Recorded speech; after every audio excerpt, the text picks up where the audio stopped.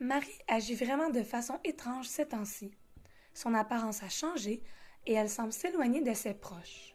L'autre soir, au souper, elle n'a rien ingurgité.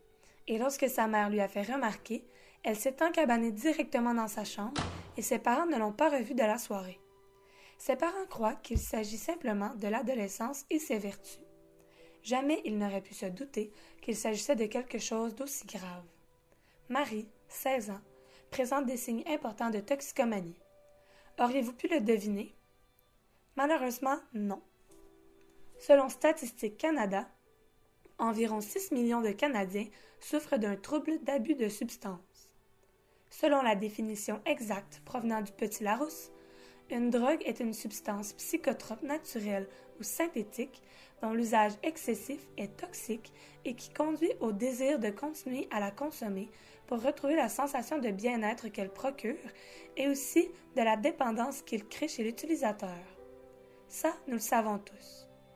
Par contre, sommes-nous au courant des 5 principaux signes de dépendance aux drogues dures? Malheureusement, non. À vrai dire, ce genre de dépendance pourrait affecter votre fille, votre père, votre frère, votre meilleur ami et même vous-même sans que quiconque ne le remarque.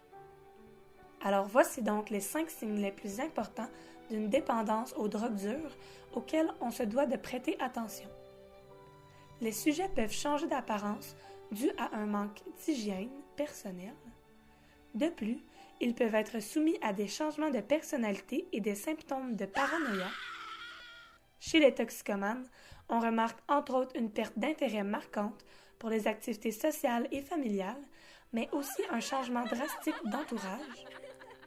Malheureusement, les requêtes financières ou les vols sont très fréquents chez les utilisateurs de drogues dures.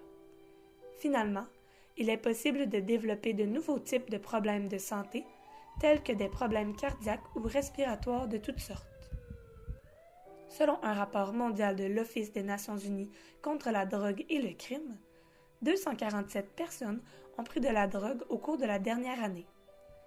29 millions de personnes souffrent d'un trouble lié à l'usage de drogue, mais parmi ceux-ci, seulement 1 sur 6, donc environ 4,9 millions, suivent un traitement de désintoxication.